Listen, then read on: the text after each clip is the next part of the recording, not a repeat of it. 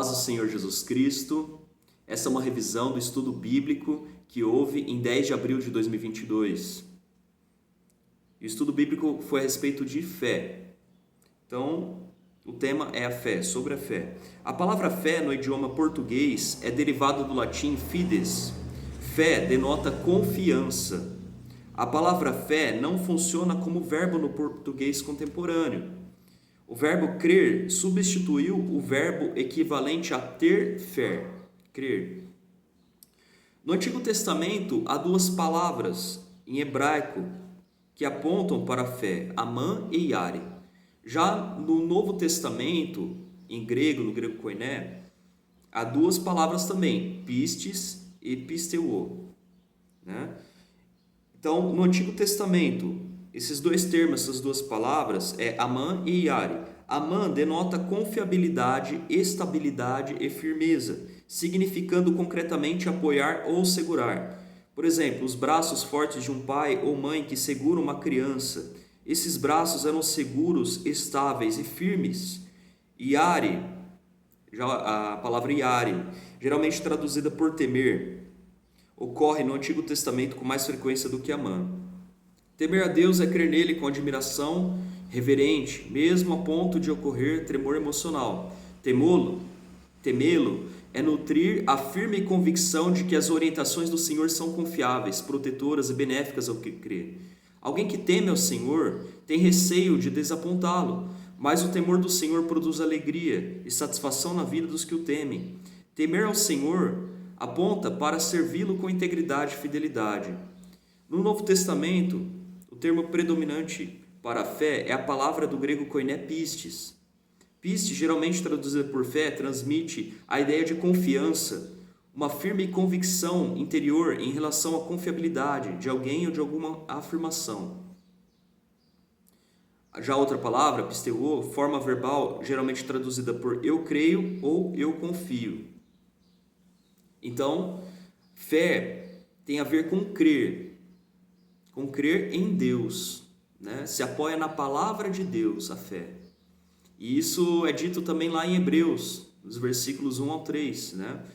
Lá apresenta no versículo 1 a definição bíblica sobre fé. E a fé, ela é apoiada na palavra de Deus. Também com a fé nós alcançamos a aprovação de Deus. No versículo 2 de Hebreus capítulo 11 diz isso, né? Aponta para isso, que os antigos obtiveram bom testemunho através da fé, e também os cristãos podem alcançar bom testemunho por meio da fé. E a fé também reconhece o poder de Deus. Em Hebreus capítulo 11, versículo 3, também aponta para essas coisas, né? Que por meio da fé nós entendemos que o mundo foi criado por Deus. Então, diz assim, em Hebreus capítulo 11, versículo 1. Ora, a fé é o firme fundamento das coisas que se esperam e a prova das coisas que não se veem. Então, o firme fundamento da fé é a palavra de Deus. A fé, ela tem um fundamento que é firme, é a palavra de Deus.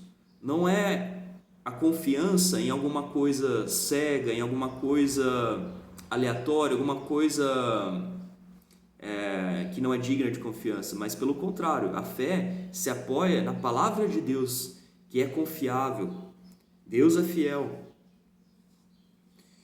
E no comentário bíblico do Hernandes Dias Lopes, nessa passagem, ele faz um comentário assim, de que algumas coisas são invisíveis porque ainda não aconteceram, ou porque ainda não as alcançamos. Portanto, a fé não é a certeza do desconhecido, mas do invisível, né? Então, aqui ele está concordando com Oliot, quando ele diz que algumas coisas são invisíveis porque ainda não aconteceram ou porque ainda não as alcançamos. Portanto, a fé não é a certeza do desconhecido, mas do invisível.